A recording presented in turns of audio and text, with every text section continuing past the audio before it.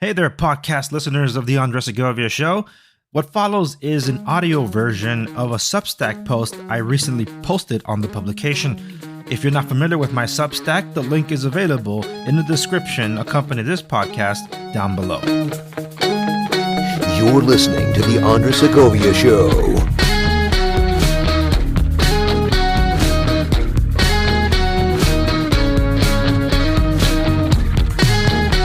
Book review, Loomered, How I Became the Most Banned Woman in the World by Laura Loomer. To review the book, Loomered, How I Became the Most Banned Woman in the World, I first need to talk about its author, Laura Loomer. The mere mention of her name elicits one of two reactions. One, who? And two, she's the worst. At first, you might think leftists are the ones calling her the worst because of her work exposing some of the most powerful Democrats. Not so. I recently asked a forum of conservative members to one of the largest conservative shows on the web about having Laura Loomer on the program.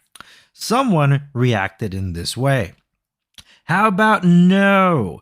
Loomer is a grifter, she's as fake as a $3 bill, she's a clout chaser that got banned for her outspoken racist positions.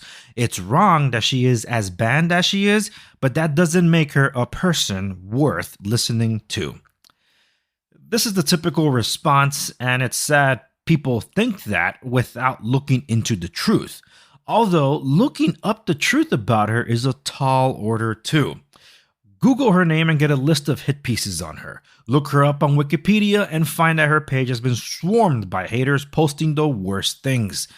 Laura Loomer was ultimately banned almost overnight from all major tech platforms, which include but are not limited to social media, food delivery services, ride shares, banking, Airbnb. She is even banned from owning a firearm. Without access to the public town squares, there was no way for her to tell her side of the story. No one in the mainstream press offered her a chance or cared for any vindication either. Hollywood took their shots at her too. Originally a man in the comics, The Boys gender-swapped Stormfront, a Nazi character, and modeled her after Laura. For the record, Laura is Jewish. When reading her book, you'll learn about the origin of her last name. These accusations of white supremacy are baseless and ignorant, and they work, unfortunately, especially when the victim cannot be allowed to defend herself. The smear campaigns eliminated revenue streams and job opportunities, leaving her in financial ruin. Supposed friends were quick to use her influence and then turn on her for political gain. Laura did have a presence on Twitter competitors. Most of these platforms have the stigma of being alt-right simply for allowing free speech not afforded on the big tech platforms. Well, check the comments on any of her posts and you're guaranteed to find at least half of them attacking her. Laura's haters love circulating a video of her meltdown on the Alex Jones program InfoWars after being banned just to add insult to injury. Man, she must be the worst, right? What was her real crime that she deserved to be treated this way? Well, in a nutshell, she confronted powerful people. The kind of people that don't like their dirty laundry aired out. The kind of people that have friends in high places or are in positions of influence. For 5 years, there was no way for her to push back against all the lies, the smears, the libel, the slander, and the defamation hurled her way. Her book changes that. Loomered, How I Became the Most Banned Woman in the World, chronicles her investigative career, provides behind-the-scenes commentary on some of her most publicized exposés and political confrontations, known as Loomered, and gives Laura the opportunity to set the record straight. While in Loomered, she does highlight meeting James O'Keefe, her time at Project Veritas, confronting Hillary Clinton, then FBI Director James Comey, and the infamous handcuffing protest at the Twitter headquarters. The two biggest draws of the book for me were the coverage of the Las Vegas shooting and the personal insight into her family upbringing. Spoiler alert, it wasn't a normal childhood. In the book, we get to be inside her mind to understand what she went through, how she felt, and the price she had to pay for her courage. For someone so young to have endured so much and pushed to the brink multiple times, it's a wonder what keeps her going on the daily. Honestly, her strength and tenacity is admirable. I knew of and followed Laura Loomer's work prior to her erasure from big tech.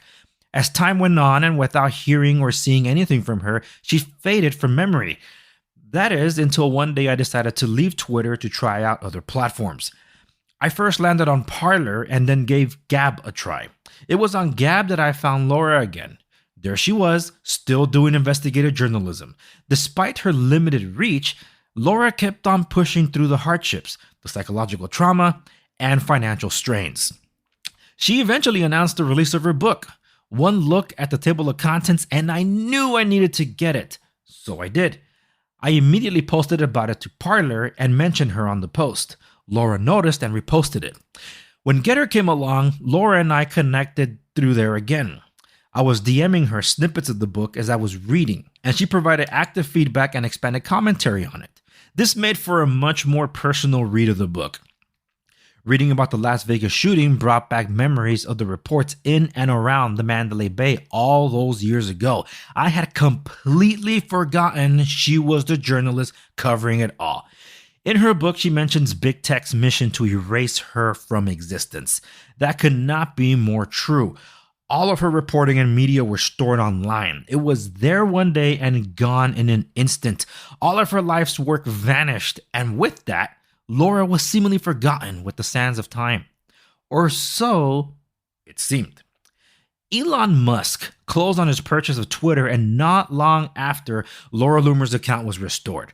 Her content right where she left it. Seeing Laura active on Twitter again and crushing it with reports dealing with election integrity and political intrigue feels like a terrible wrong has been righted. Still, the damage done to her remains, which is why she's currently in a legal battle with Twitter and other big tech companies.